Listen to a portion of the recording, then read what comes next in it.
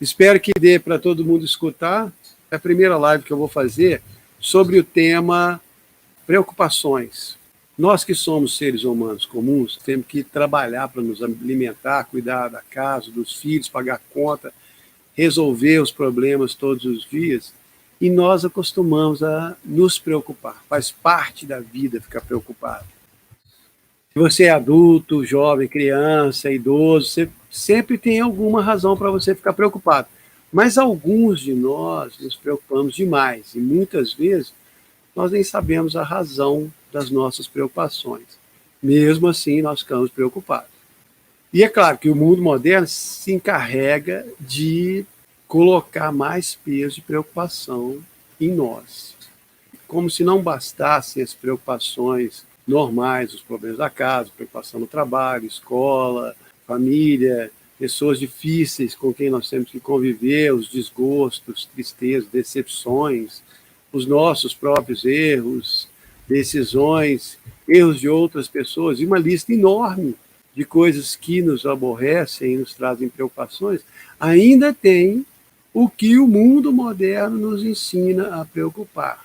O futuro do planeta, a camada de ozônio, desgelo das massas polares, poluição, intoxicação alimentar, vírus, e a lista é interminável.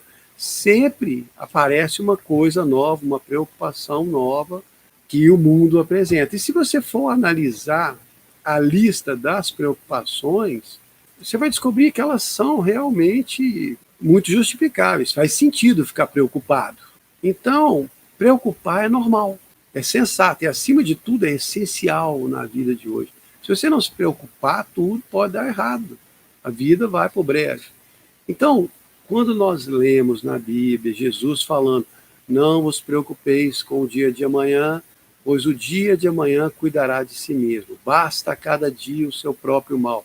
Está em Mateus 6,34. Quando a gente lê isso, não parece muito sensato. Nós começamos a pensar que Jesus não sabia das coisas.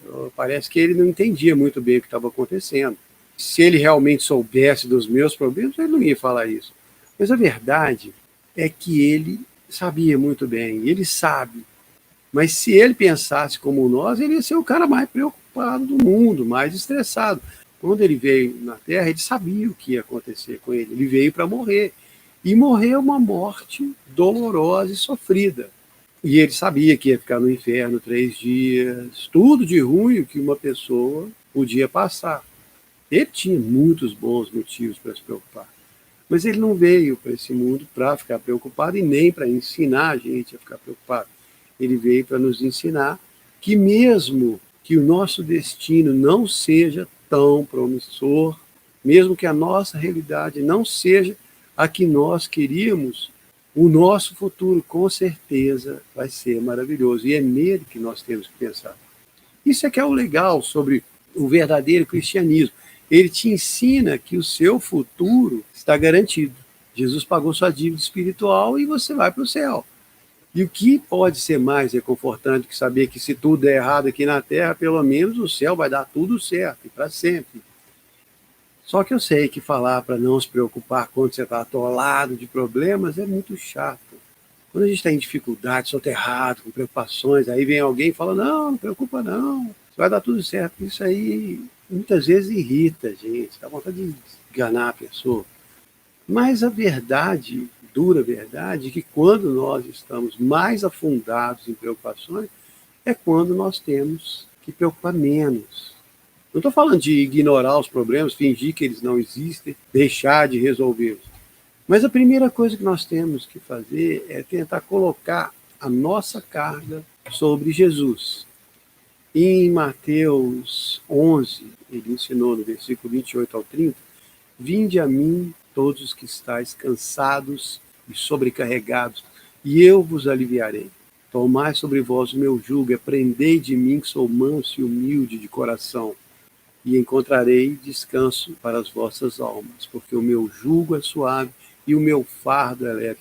Então, quando nós estamos preocupados, ansiosos, inquietos, a melhor coisa que nós podemos fazer é buscar Deus por ajuda e alívio. Não estou falando só em pedir para ele resolver os problemas, mas buscar força, buscar alívio, paz de mente, de coração. Porque muitas vezes o que nós precisamos mais é de paz, de tranquilidade, confiança, fé para conseguir lidar com tudo que aparece na nossa vida. Em Isaías 26:3 está escrito que Deus vai conservar em perfeita paz aquele cuja mente está firme nele. Esse é que é o segredo, ficar com a mente firme em Deus. Mas como que nós vamos ficar com a mente firme em Deus? Nossa mente é igual um canal de filme, documentários. Nós ficamos fazendo o upload cada dia de cenas nele. E praticamente o tempo inteiro os trailers dessas cenas, esses vídeos armazenados, ficam passando como uma propaganda na nossa mente. Então, quando você enfrenta situações difíceis, encara pessoas chatas, vivencia problemas, sua mente revive cenas parecidas que estão armazenadas nela. Você acaba esperando o mesmo desfecho. E às vezes você só vê uma coisa assim que pode se tornar um problema. Aí sua mente já cria um filme com todos os arquivos armazenados e já te apresenta um enorme problema. Algumas vezes isso é legal, é bom para nos ajudar a ficar preparado para situações que podem acontecer. Mas normalmente só serve para encher a nossa cabeça de preocupação e te ocupar com problemas que muitas vezes nem existem. Mas e os problemas que existem? E os que são reais? Bom, esses precisam ser resolvidos, né? Claro. Mas se você avalia essas situações com todo o histórico que você tem, você começa a considerar o que você já viveu, o que aconteceu, sua experiência, e como situações foram parecidas assim, é nessa hora que você tem que dar lugar para Deus. Porque se você lê sobre Deus, seja na Bíblia, ou em histórias de pessoas, documentários inspirados, histórias de fé, de pessoas que passaram por situações e encontraram a ajuda de Deus, histórias que vão te fortalecer. Quando você lê e busca esse tipo de memória, quando vem um problema, a situação chata ou a pessoa chata, seja lá o que for, sua mente tem como buscar um outro ponto de vista ou uma outra solução que traga mais esperança para o que você está enfrentando. E aí você vai ter histórias de fé dentro da sua mente para você buscar. Você vai buscar força naquilo que você aprendeu sobre Deus. As histórias da Bíblia são uma fonte de inspiração enorme. Mas se você considera elas uma mitologia, lendas do passado, ou até mesmo histórias que você sabe que aconteceram, mas que não acontecem mais, então isso não vai te ajudar. Mas elas são verdadeiras. Aquele menino ruivinho lá jogou uma pedra no enorme soldado filisteu e derrubou ele. Jesus andou na água de verdade, ele e o Pedro. Filipe foi transportado de um lugar para o outro, igual filmes de ficção. Foram coisas malucas que Deus fez, que aconteceram com homens e mulheres de Deus na Bíblia. E tem também as histórias atuais que você pode buscar. Está cheio de histórias em outras igrejas, em outros canais de vídeo, que aconteceram nos dias de hoje. Eu mesmo gosto muito de buscar esse tipo de história, de lembrar até as coisas malucas que Deus fez na minha vida, na vida de outras pessoas. Gosto de ler esses relatos porque inspiram a minha fé. São pessoas que experimentaram a presença de Deus de alguma forma. Outro dia mesmo eu estava lendo a história de um sujeito chamado Steve Davis, que era um instrutor de voo no aeroporto de Huntington. Isso foi em 76. Ele tinha uma escolinha de aviação com 3 aviões pequenos. O pai dele tinha sido um piloto missionário que voava um Teco-Teco Fairchild e levava mantimento para os índios em aldeias isoladas. O Steve acompanhava o pai dele, escutava ele falando de Jesus para as pessoas. E a infância dele, ele queria ser como um cara chamado Nate Saint, que era um piloto missionário também. Teve a história dele contada no livro da Elizabeth Elliot, chama Pelos Portões do Esplendor. Só que esse Nate Saint acabou sendo morto pelos índios do Equador em 1956. Ele foi um mártir. E ele era o herói do Steve na infância, só que depois que o Steve ficou adulto, se casou, começou a lidar com os problemas da vida, a fé dele foi esfriando, e ele começou a viver as dúvidas da vida, e começou a olhar a vida cristã com olhos mais críticos, acabou depois ficando revoltado com o que tinha acontecido com o herói dele, Um dia, cheio de dúvida, ele abriu o livro que contava a história do Nate Saint e viu a foto do cara com um filho de 5 anos, que também se chamava Steve. Aí ele ficou revoltado, falou, pô, esse menino também perdeu o pai em vão, né? Que tipo de Deus vai deixar um missionário ser morto por índios que ele está ajudando, né? E ele pensou, não, o filho do Nate também deve estar igual eu, descrente, desiludido. Só que esse cara, o Steve, ele queria acreditar, mas ele não estava conseguindo, então ele fez uma oração. Ele falou assim, Jesus, se você é real mesmo, se você existe, me mostra, eu não quero acreditar.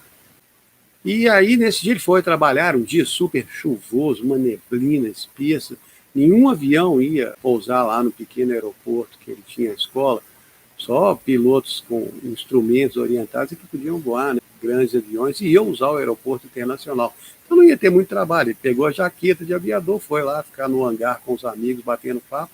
Depois que eles ficaram um tempo, a chuva engrossou, eles resolveram fechar o aeroporto e ir embora. Só que na hora que eles estavam se preparando, chegou um dos funcionários falando, olha, tem um piloto maluco num Cessna 172 que está pousando na pista. E eles ficaram olhando, o amigo do Steve até falou, deve ser algum traficante de droga, porque ninguém ia ser louco de viajar com esse tempo. E eles esperaram um tempo, depois chegou o piloto encharcado com o passageiro, pingando, falou, nossa, quase que nós não conseguimos, né? Achei que eu não ia encontrar esse aeroporto, sem instrumento, sem controle. Posso deixar meu avião aqui? Tem algum hotel na cidade? E o Steve respondeu, não, tem hotel sim, em Portland. Nós estávamos fechando, mas você pode deixar o avião aqui. Meu nome é Steve, como é que você se chama? Aí o piloto respondeu, eu sou o Steve Saint. Esse cara era o filho do Nate Saint. O Steve ficou olhando para ele assim, falou, como? E aí eles sentaram para conversar, ele descobriu que o menino, o filho do herói dele, continuou o trabalho do pai, era um missionário, continuou acreditando em Deus, continuou levando mantimentos para aldeias isoladas, falando de Jesus para os nativos, e aquilo ali renovou a fé do Steve. Essa é uma história que renova a fé, o cara estava precisando de um ânimo, ele estava precisando de uma confirmação daquele Deus que ele acreditava. Não é uma história bíblica. Não aconteceu num passado distante, mas é uma história atual, é uma demonstração de como Deus se manifestou na vida de um sujeito que estava com sua fé abalada. Então, quando você pega histórias assim, lê, coloca isso na sua mente, vai alimentando a sua cabeça com histórias de fé, com histórias que vão realmente te inspirar a acreditar em Deus, encarar os seus problemas, saber que Deus está vivo, está olhando por nós, que você pode recorrer a Ele para se fortalecer, que você não vai ser tão abalado com os problemas. Aí você sabe que você pode buscar Deus, como o rei Davi fez lá em 1 Samuel 30, quando os soldados dele ficaram todos revoltados, porque as mulheres e crianças tinham sido sequestradas pelos amalequitas que invadiram a cidade quando eles estavam fora lutando uma guerra, e eles ficaram revoltados com Davi, queriam apedrejar o Davi, e o Davi ficou angustiado. Mas lá a história fala que ele se fortaleceu no Senhor. O que ele fez? Ele estava preocupado, angustiado, não sabia o que ele ia fazer. Aí ele foi buscar o Senhor, que deu um plano para ele do que fazer. E foi lá atrás dos prisioneiros, libertou o povo todo, lutou uma guerra, ainda saiu com os despojos, acabou saindo melhor do que antes. E é isso que nós precisamos aprender a chegar para Deus, trazendo as nossas preocupações, colocar aos pés dele, tentar escutar a voz dele e seguir as sugestões dele. Eu sei que se você não sabe ouvir a voz de Deus, não tem problema, para um pouco para ficar perto dele, conversa com ele como você conversa com um amigo, leia ou escute histórias de fé e peça para ele aliviar a sua carga. Ele vai aliviar, vai te dar uma clareza de pensamento para resolver os seus problemas. Em algumas situações, ele pode até mesmo resolver por você, se você deixar, se der espaço. Teve ocasiões em que eu busquei Deus por ajuda. Ele estava tentando me ajudar, mas não podia, porque eu ficava na frente, tentando resolver o problema do meu jeito, aflito, preocupado, ansioso. E só quando eu parei para dar espaço para ele, para conversar e tirar aquela angústia do meu coração, foi aí que ele começou a resolver o problema para mim. Algumas vezes não do jeito que eu queria, outras vezes de uma forma muito surpreendente. Mas na maioria dessas situações, as minhas preocupações não ajudaram em nada, só atrapalharam. Então só ficar preocupado não vai te ajudar em nada. Ficar imaginando tudo que pode dar errado só vai te deixar mais angustiado. Deus pode trazer paz no seu coração e pode te dar uma mente tranquila para lidar com os seus problemas. Mas você precisa dar espaço para Ele na sua vida, na sua mente, no seu coração. Ter tempo para se alimentar de fé. Não estou falando assim de ficar escutando vídeo de autoajuda. Estou falando realmente histórias de fé. Ou da Bíblia, ou de pessoas que viveram experiências com Deus. Por isso que é tão importante passar tempo com Ele, para aprender o que Ele pode fazer por nós. Porque tudo que Ele fez antes, Ele pode fazer hoje. Hebreus 13, 8 fala que Jesus Cristo é o mesmo ontem, hoje e eternamente. Ele não muda. A gente é que não busca Ele, a gente que não fica perto, a gente que se alimenta de um monte de coisa que traz dúvida.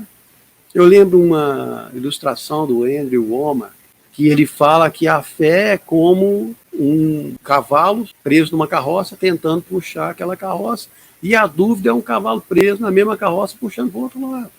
Então, se você alimenta mais as suas dúvidas, sua carroça vai andar para trás, não vai andar para o lado da fé.